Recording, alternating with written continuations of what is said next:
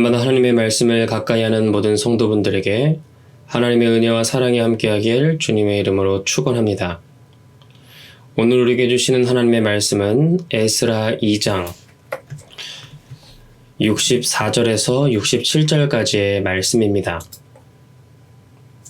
온 회중의 합계가 42,360명이요 그 외에 남종과 여종이 7,337명이요 노래하는 남녀가 200명이요 말이 736이요 노새가 245요 낙타가 435요 나귀가 6,720이었더라. 아멘.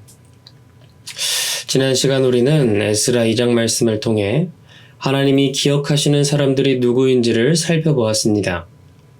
세상 기준으로는 보잘것없고 자유와 안락함을 버릴 이유가 없어 보였던 느디님 사람들과 솔로몬 신복의 자손이 왜 황폐한 예루살렘으로 돌아왔는지를 살펴보았지요. 그들이 선택한 이유는 단순했습니다. 하나님의 백성 가운데 거하며 하나님의 집을 섬기는 것이 세상의 어떤 특권보다 귀하다는 것을 알았기 때문이죠. 또 자신을 하나님의 백성이라 주장했지만 족보와 증거가 없었던 사람들의 이야기를 통해 이름이 아니라 하나님의 은혜에 붙든 믿음이 진정한 우리의 시민권이자 신분증임을 함께 나누었습니다. 오늘 본문은 그 귀한 자들의 총수와 그들이 가진 자원을 기록하고 있는데요. 그 숫자는 생각보다 많지 않았습니다. 바벨론 땅에 나와 있던 수많은 동족을 생각하면 귀한 자의 규모는 놀랍도록 작았던 것이죠. 그러나 하나님은 그 작은 무리를 통해 새로운 역사를 시작하셨습니다. 오늘 우리는 하나님께서 교회를 세우실 때 무엇을 바라보고 계신지를 살펴보기 원합니다. 수많은 사람이 모이는 것보다 신앙의 깊이와 헌신이 얼마나 중요한지, 그리고 하나님이 그 백성에게 어떻게 필요한 것을 채우시는지를 함께 묵상하기 원합니다. 먼저 본문 64절은 이렇게 기록하지요. 온 회중이 합계 42,360명이요. 귀한 자 전체를 합산한 숫자가 42,360명이라는 의미입니다. 여기서 온 회중이라는 표현은 히브리어 콜 하카할로 모든 모임, 전체 집회를 뜻합니다. 즉 이 숫자는 한 가족 단위의 대표가 아니라 남녀노소를 합친 총 인원인 것이죠. 그런데 생각해보면 70년 전 예루살렘이 무너질 때 포로로 끌려간 사람들은 훨씬 많았습니다. 바벨론 땅에서 세대를 거치며 번성한 유대인의 수를 고려하면 42,360명은 결코 큰 숫자가 아니지요. 게다가 그 중에는 노약자, 어린이, 병약한 자들도 포함되어 있었습니다. 전쟁을 대비할 만한 군사력도 경제를 급격히 일으킬 수 있는 사람들도 충분하지 않았던 것이죠. 세상의 눈으로 보면 이 숫자는 굉장히 작은 규모입니다. 하지만 하나님의 관점에서 중요한 것은 숫자가 아니었습니다. 하나님이 바라보시는 것은 믿음으로 반응한 사람들의 헌신 그 자체이지요. 성경은 종종 하나님이 의도적으로 적은 숫자를 사용하시는 장면들을 보여주는데요. 사사기 7장에서 기드온의 군대를 보십시오. 하나님은 32,000명의 군사 중 두려워하는 자를 돌려보내고 물 마시는 자세를 기준으로 오직 300명만 남기셨습니다. 그 이유를 하나님은 이렇게 말씀하십니다. 이는 이스라엘이 나를 거슬러 스스로 자랑하기를 내 손이 나를 구원하였다 할까 함이라. 하나님은 인원수로 전쟁을 하지 않으십니다. 하나님께서는 하나님만을 경외하였던 작은 소년 다윗 그 한 사람을 통해 블레셋과의 전쟁을 승리하게 하셨지요. 아무리 작은 숫자라고 하더라도 그 숫자가 비록 한 명이라고 할지라도 전지전능하신 하나님께서 함께 하실 때 놀라운 역사는 일어나는 것입니다. 오히려 숫자가 더 적을수록 그분의 영광이 더욱 선명하게 드러나도록 역사하시는 분이 바로 우리가 신뢰하는 엘샤다이, 전지전능하신 하나님 되십니다. 이렇게 바벨론에서 귀환한 42,360명은 세상 기준에서 보잘것없는 무리였지만 그들은 하나님의 부르심에 순종으로 응답한 사람들이었지요. 편안함을 내려놓고 믿음으로 고향을 향해 걸음을 옮긴 자들이었습니다. 그 순종이 하나님 나라의 역사를 다시 세우는 기초가 된 것이죠.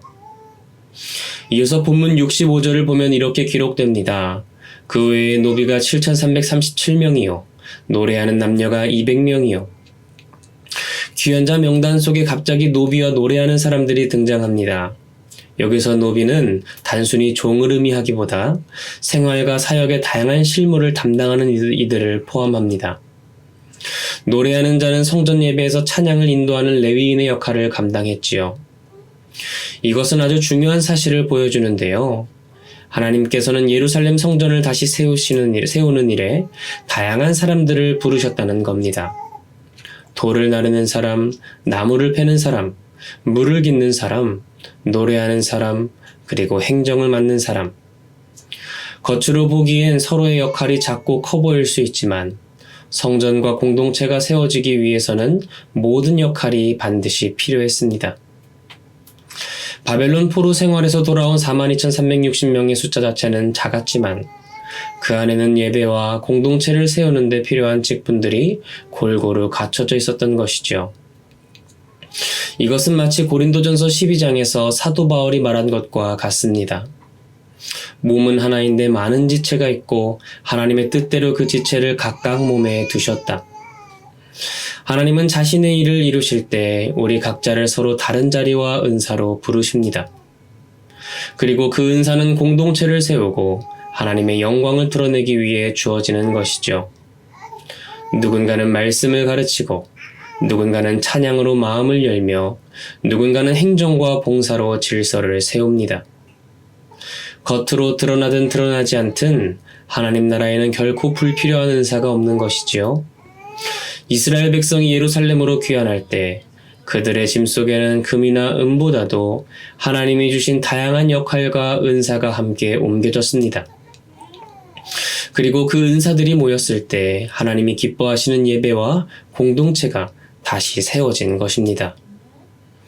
이어지는 66절, 67절 말씀인데요. 그들이 말이 736이요, 노새가 245요, 낙타가 435요, 나귀가 6720이었더라. 귀한 자들이 예루살렘으로 향할 때 그들의 앞길에는 두 가지 현실이 있었습니다. 하나는 무너진 성전과 성벽, 황폐한 성읍이라는 참혹한 현실이었고, 다른 하나는 그럼에도 불구하고 하나님께서 예비하신 자원이었죠. 여기서 기록된 말, 노새, 낙타, 나귀는 단순한 재산 목록이 아닙니다. 이것은 곧 성전 재건을 위한 물류와 이동수단, 생활 기반을 의미하는데요.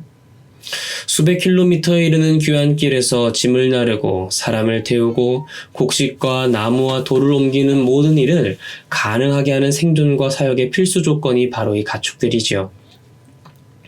이 모든 것을 가지고 떠날 수 있었던 이유는 단지 그들이 부유했기 때문이 아니라 하나님께서 이 모든 것을 미리 예비하시고 준비해 놓으셨기 때문입니다.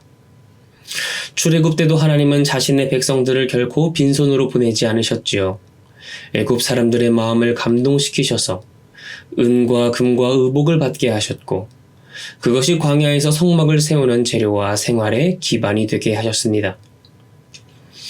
하나님은 영적인 부르심만 주시는 분이 아니라 그 부르심을 이루기에 필요한 물질적, 구조적인 준비까지도 채우시는 분이시죠. 사명을 주실 때 동시에 그 사명을 감당할 수 있는 길을 열어주십니다. 이것이 바로 하나님의 일하심의 방식인 것이죠. 기독교 역사 속에서도 우리는 이러한 하나님의 일하심을 발견할 수 있는데요. 18세기 존 웨슬리가 감리교 부흥운동을 시작했을 때 하나님은 그에게 단순히 복음을 전할 열정만 주신 것이 아니라 마차와 이동 경로, 동역자와 재정을 공급하셨습니다. 웨슬리는 한 해에 수천 킬로미터를 달리며 복음을 전했고 그 길에 필요한 숙소와 회중의 헌신이 언제나 준비되어 있었습니다. 만약 그것이 없었다면 웨슬리의 열정은 현실의 장벽에 막혔을 것입니다. 우리도 사역 현장에서 재정이 부족하다, 사람이 없다, 환경이 안 된다는 말을 자주 듣습니다. 그러나 하나님이 부르셨다면 그분은 반드시 사람과 자원, 기회와 환경을 예비하십니다. 그때 중요한 것은 내가 가진 것이 얼마인가가 아니라 하나님이 예비하신 것을 믿고 순종의 발걸음을 내딛는가입니다. 오늘 본문에 나오는 물품과 가축의 기록은 단순한 숫자의 기록을 넘어서 하나님께서 우리를 위해 이미 준비해 놓으셨다는 믿음의 간증인 것이지요. 우리를 부르신 하나님께서 친히 공급하시고 시작하신 일을 끝까지 이루십니다. 사랑하는 성도 여러분, 오늘 에스라 2장 말씀을 통해 우리는 세 가지 사실을 함께 살펴보았습니다. 먼저 교회의 힘은 숫자가 아니라 믿음의 깊이와 충성심에 있다는 것이고, 둘째로 하나님은 모든 직분과 기능을 통하여 그분의 공동체를 세우시며, 마지막으로 하나님은 사역을 위해 필요한 자원을 친히 공급하시는 엘샤다이 하나님, 여호와 일의 하나님이라는 것이죠. 이스라엘의 귀한 공동체는 포로지에서 화려한 삶을 누리던 사람들과 비교하면 너무나 작고 보잘것없었습니다. 그러나 그들은 하나님께 부르심을 받은 백성이었고 그 부르심 앞에서 충성을 택했습니다. 그 하나님의 부르심은 물깃는 자, 나무 패는 자, 노래하는 자, 각계각층에서 헌신하는 사람들을 부르셨습니다. 서로가 가진 역량을 발휘하여 하나 될 때 하나님은 그들을 공동체로 하나 되게 하시고 그분의 놀라운 역사를 이루어 가셨지요. 그리고 하나님은 그들의 길에 필요한 모든 것을 예비하셨습니다. 짐을 나를 나귀와 낙타, 긴 여정과 건축을 가능케 하는 말과 노새, 이 모든 것은 하나님의 일은 하나님의 방법으로 이루신다는 사실을 증언하지요. 오늘 우리의 교회와 신앙생활도 이와 같습니다. 우리가 주님의 부르심에 충성하고 서로를 귀히 여기며 믿음으로 발걸음을 내딛는다면 하나님은 반드시 우리의 길을 예비하실 것입니다. 사람과 자원, 기회와 환경을 채우시며 그 일을 통해 하나님 나라를 확장하시는 주님, 그 하나님의 귀한 부르심 앞에 우리가 가진 조건이 아니라 하나님의 충만한 공급하심을 바라보게 하시고 그 부르심에 순종하는 저와 여러분이 되기를 주님의 이름으로 축원합니다. 이 시간 말씀을 기억하며 함께 기도하기 원합니다. 할렐루야, 은혜와 사랑이 많으신 주님, 오늘도 복된 이 새벽 말씀과 기도의 자리로 나오게 하시니 감사드립니다. 오늘 말씀을 통해 하나님, 우리의 닫힌 마음의 눈을 열어주시고 영의 눈을 열어주셔서 감사합니다. 우리의 눈은 세상의 기준을 바라보길 원하지만 우리의 영의 눈을 통하여 하나님을 바라보게 하여 주시옵소서. 하나님의 부르심과 충성 앞에 순종하며 나아갈 때 하나님은 우리의 섬김 속에 교회를 세우실 것입니다. 하나님의 구원 역사를 이루실 것입니다.